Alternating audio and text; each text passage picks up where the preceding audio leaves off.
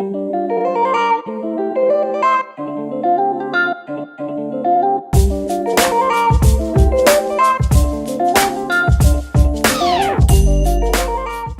wig I will be using in today's video comes from UU Hair. I will put all the information down in the description box about this wig.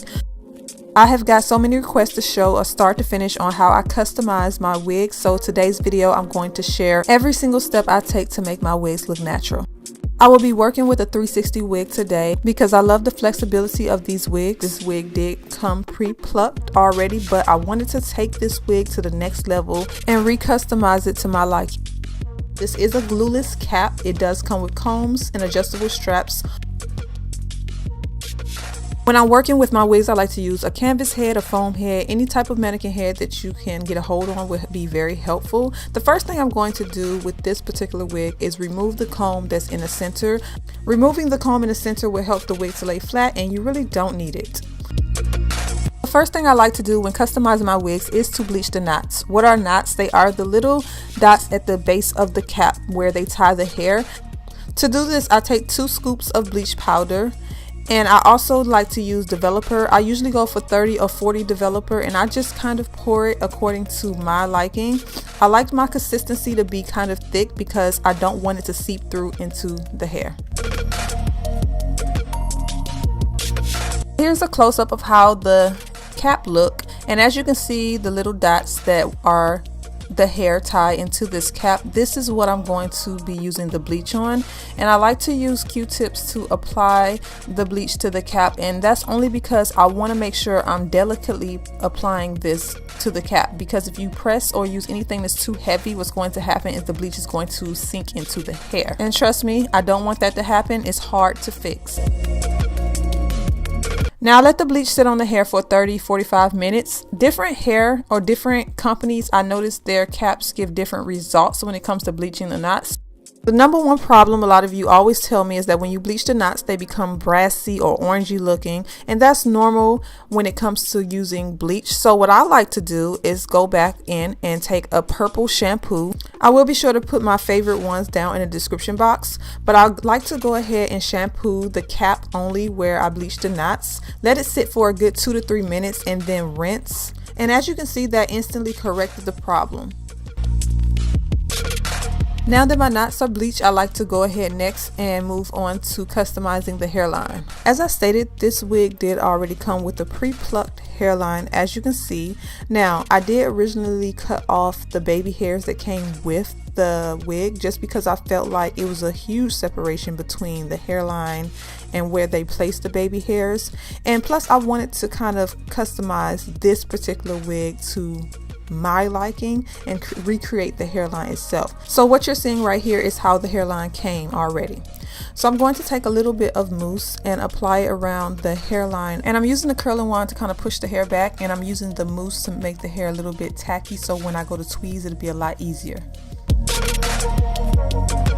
I wanted to share a close-up of the hairline and how it came on this wig. Now the problem and reason why I want to recustomize this is not the hairline itself, it's mostly the lace that you see at the front. I feel like it's going to show really badly, so I wanted to redo the whole hairline. I usually would tweeze on wet hair, but this time I'm going to dry the hair just because I feel like I want to be able to get the real feel of how the hairline looks once the hair is dry. Sometimes if the hair is still wet, it can kind of look thinner than what it actually is, so you don't want to over tweeze. I'm going to go ahead and apply a little bit of coconut oil to the hair, and this is one of my favorite products to use before I flat iron any of my hair extensions or wigs, just because I feel like it protects the hair a whole lot.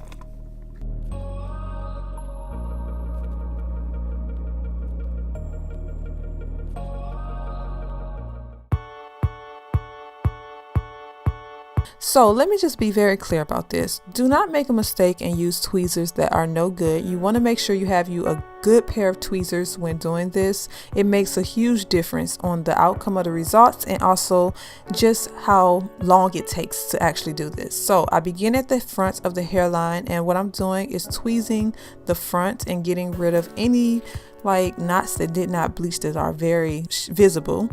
Next, I like to separate the hair and kind of go back into the hairline and begin tweezing around the area that you see here.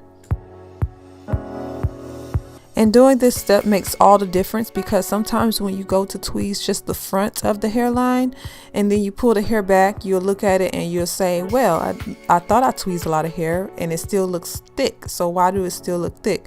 It's because when you tweeze the front only and don't go back a little bit further, the hair in the back is giving the illusion that you did not tweeze enough. So you want to make sure you go back into the hairline and get rid of extra hairs or the bulkiness or whatever's going on in there.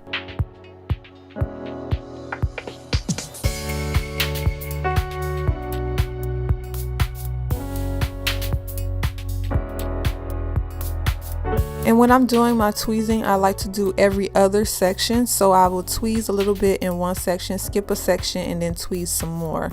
You don't want to do too much. You don't want to create any bald spots, but you do just want to make sure that you're checking your results. And that's what I'm doing here. I'm brushing the hair back and checking to see exactly how much hair I have tweezed and if it's looking okay.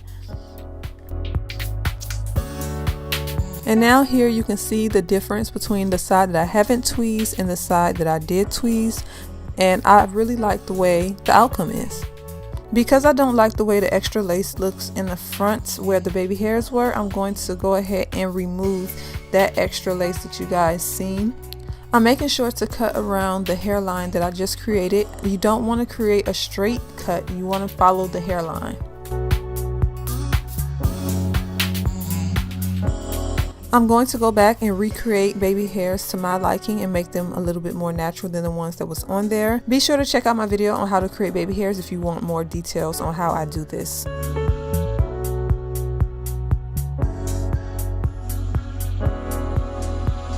Now that the hairline is created and the baby hairs are complete, I want to share with you guys how it looks applied. Instead of a wig cap, I did use my fake scalp method on this wig today. So if you would like to see how I do that, make sure to click the link in the description box and see that video. So here's the finished results. I decided to go ahead and glue this wig down so that you guys can see how the full effect is of this wig when it is attached to the head. You don't have to glue it down if you don't want to. It still will look very, very natural. I really like the end results, and I know some of you will probably have a problem with all the steps that I took to get the wig to look this natural, but these are honestly the steps that I like to take. It's not a hassle for me, but if you are a little bit more into doing less work, I do have videos sharing different ways you can make your wigs look natural without putting in so much work. Again, this wig is from UU Hair. I am very pleased with this wig. The hair on it is absolutely gorgeous, and even though I did recreate the hairline did come very natural. So if you aren't looking to do a lot of work, this wig comes with a pre-plucked hairline. The density that I got, I believe, is 150 or 180%. I usually go with the stock density, but you can choose any density that you feel like you would like. And the length is 20 inches with a light brown lace. If you guys found this helpful, please give this video a thumbs up. Don't forget to subscribe if you're new. Thank you so much for watching.